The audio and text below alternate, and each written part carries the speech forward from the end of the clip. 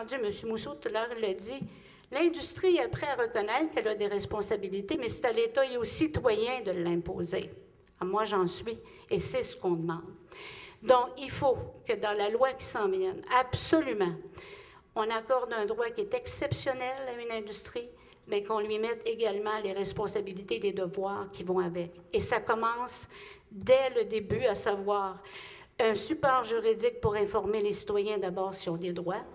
Deuxièmement, une fois que tout le processus aura été finalisé et aucune négociation et aucun achat de maison avant un BAP, une fois qu'un projet aurait passé par le BAP, il y aura un certificat d'autorisation qu'on instaure dans la loi. On peut très bien accrocher ça à l'article 235. Il y a beaucoup de place après qu'on peut mettre. C'est-à-dire, à cause de ça, voici ce que vous devriez faire.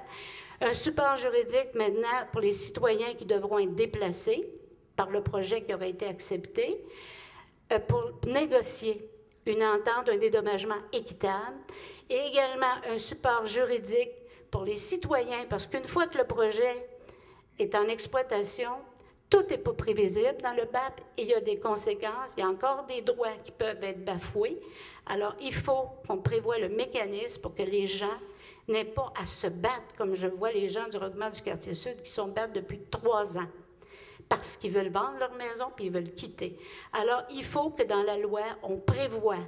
On te donne des privilèges exceptionnels, celui même de la capacité de demander une expropriation, mais en contrepartie, tu as des droits, des responsabilités. Hier, quand la ministre a annoncé que, oui, elle demanderait une garantie de 100 de la restauration, des coûts de restauration, j'ai envie de dire comme avocate, bravo, merci beaucoup, mais j'ajoute également, puis après, c'est juste la justice, c'est ça. Alors, c'est pour ça qu'il faut absolument également, si on accorde un privilège, parce qu'on le sait quand on accorde le certificat d'autorisation d'aller exploiter une mine en milieu urbain ou périurbain, qu'il va y avoir des dommages. Alors, si le législateur, il sait déjà qu'il va y avoir des préjudices et des dommages, bien, qu'il en prévoit également tout le support juridique aux citoyens. Et, évidemment, aux frais de la minière, c'est absolument pas aux citoyens qui n'ont aucune part de responsabilité là-dedans. Et c'est un principe de droit fondamental dans notre Code civil du Québec.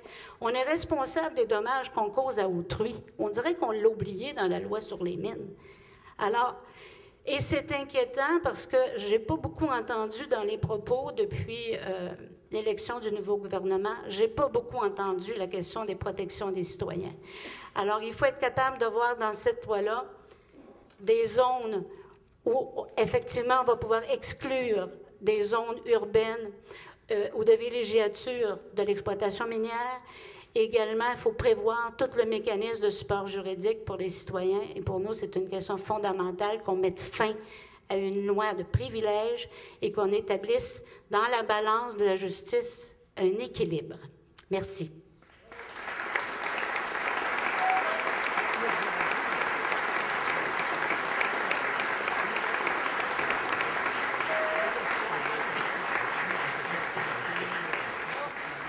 S'il y a des questions de clarification, comme elle dit.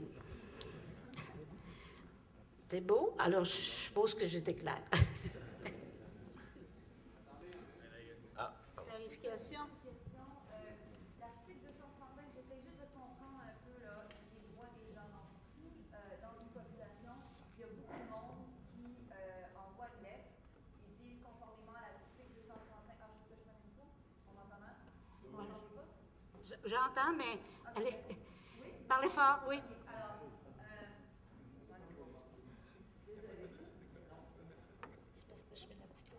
je m'excuse, j'essaie juste de comprendre. Donc, si des citoyens disent, envoient une lettre aux compagnies minières disant, selon l'article 235, je veux pas que vous veniez ici, c'est quoi qui arrive exactement? C'est-à-dire, je veux comprendre l'essence de la loi.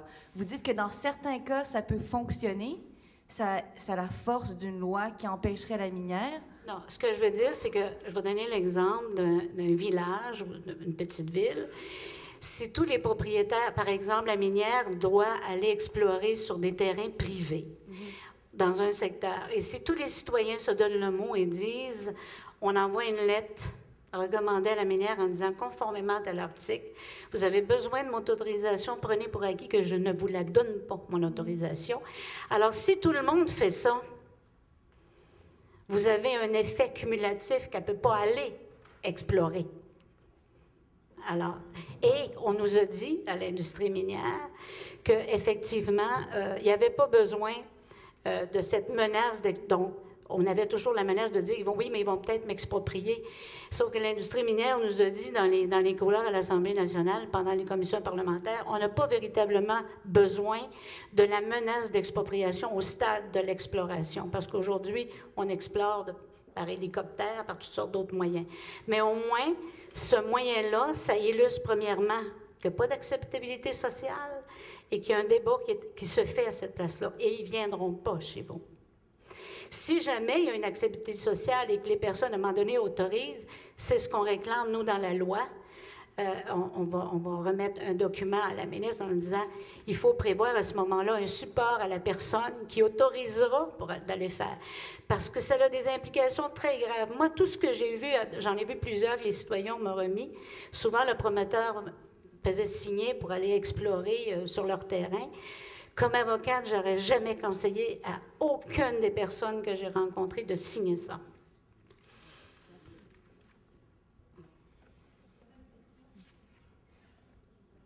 De clarification ou de débat?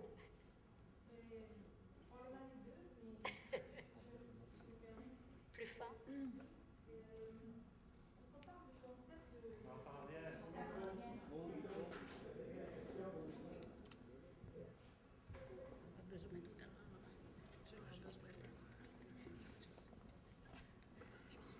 Voilà, Nicole. Voilà, c'est sur ces concepts controversés, à mon avis, d'acceptabilité sociale. Je pense que autant Pierre que toi, vous soulignez très clairement la situation d'asymétrie dans laquelle on se retrouve lorsque on évoque cette situation de consultation éventuelle d'une population. J'ai l'impression de comprendre que le concept d'acceptabilité sociale, il s'applique lorsque la population est aux prises d'un projet qui, de toute manière, auparavant, il y a déjà une décision préalable d'aller de l'avant. C'est-à-dire, et on le constate dans beaucoup d'endroits, une grande partie des projets extractifs les populations se retrouvent face aux faits accomplis. Les phases d'exploration même de ce projet ils ont déjà un tel impact que les populations subissent déjà la souffrance, en fait, où ils sont affectés dans leur quotidien. Donc, dans ces conditions de vulnérabilité, de fragilité, de précarité, vous l'évoquiez aussi, c'est des populations qui sont souvent dans des conditions psychosociales difficiles. Comment ces populations peuvent véritablement, en toute équité, en toute justice, faire face à une telle machine de pouvoir comme sont les entreprises, qui sont très souvent soutenues par les pouvoirs politiques. Est-ce que l'acceptabilité sociale, d'après vous, inclut également la possibilité pour les populations de pouvoir lever leur propre projet de développement local? Donc l'acceptabilité sociale, est-ce que il y a les deux côtés de la médaille? Comment vous l'envisagez en fait? Je pense que on avait dit des questions de clarification, Isabelle. Je pense que c'est plus de débat. Si je te donne mon opinion, j'ai plus de l'ordre du débat, de la discussion. Moi, ce que j'ai vu sur le terrain, c'est comme assez étrange dans certaines villes, ou des villages, à Sainte-Adèle, Saint-Hippolyte, à Saint-Élie-de-Caxton, ça a été... Je veux dire, le débat, il s'est fait très rapidement. Ça a été non. Je veux dire, l'acceptabilité sociale, il n'y en avait pas, ça ne s'est pas posé. Où le débat va effectivement surgir, c'est des fois quand tu as des intérêts divergents. Et quand je dis qu'on demande, nous, qu'il y a tout un processus d'information pour informer le citoyen, je pense que même des gens un peu moins articulés, moins instruits. Moi, j'ai regardé depuis 5 ans et demi, je vois les mobilisations citoyennes, je les analyse également en parallèle avec l'acceptabilité sociale. Je suis obligée de dire que j'analyse aussi la qualité ou la force du tissu social dans ces villes-là. Et ça a directement un lien. Et on ne peut pas se le cacher. Alors, je pense de l'ordre du débat qu'on pourra peut-être aller plus loin tout à l'heure. Peut-être que Pierre, oui, c'est beau. J'avais une autre question. Bonjour. Oui, j'espère. Est-ce que c'est vrai qu'une entreprise peut se déclarer en faillite sous prétexte que le filon d'or, par exemple pour Cisco à Malartic, arrive à pénurie, et du coup elle serait plus obligée d'endosser sa responsabilité de nettoyer la mine, puis éventuellement de donner une pérennité économique à la ville de Malartic ou à n'importe quelle ville minière? Là, il ne faut pas oublier que la ministre a annoncé hier, je ne sais pas s'il y a un effet rétroactif, est-ce que Hugo, t'as entendu ça? Je ne sais pas, je n'ai pas compris. Elle va être là cet après-midi, on pourra lui demander. Il y avait une garantie à 100 %, mais si on s'assure au moins qu'il y a un dépôt sur une période de 3 ans, mais si elle fait faillite dans 5 ans ou dans 7 ans, il y aura... je pense que le projet de loi éventuel, ou je ne sais pas si ça va procéder par décret, aura au moins cet effet positif-là. On protégera une partie au moins des sommes en forçant, ce qui n'était pas le cas autrefois, effectivement, parce que c'est ce qu'on a vu à Val-d'Or, carrément, et même avant Cisco, la compagnie qui était là, je veux dire, a fait faillite. Cisco a acheté une faillite. Alors donc, on est resté avec 16 millions de résidus miniers à décontaminer. Alors donc, je pense que c'est l'objectif, effectivement, de cette loi-là. Ça n'empêche pas la compagnie de faire faillite 5 ans, 6 ans, 8 ans après, là, pour X raisons. Merci beaucoup. Donc là, je vais laisser Hugo, en fait... C'est-à-dire qu'on voudrait un petit peu avancer. On va, pour avoir plus de temps pour après, on aura une petite demi-heure pour débattre après les 4 présentations qui sont très complémentaires. Si c'est vous, merci. Donc, je vais laisser Hugo présenter Maître Jean-Paul Lacasse, qui va faire sa présentation via une vidéo. Donc, petite question de précision par rapport à ce qui vient d'être dit. Effectivement, ce qui a été annoncé hier, c'est une intention de 100 % de garantie financière, payable en 3 ans, et les mines actuellement actives devront s'adapter à cette nouvelle règle-là d'ici 2016. Cela dit, le diable est dans les détails, et le projet de règlement va être déposé la semaine prochaine, le 13 février, avec les détails. Donc, on va pouvoir réagir au contenu.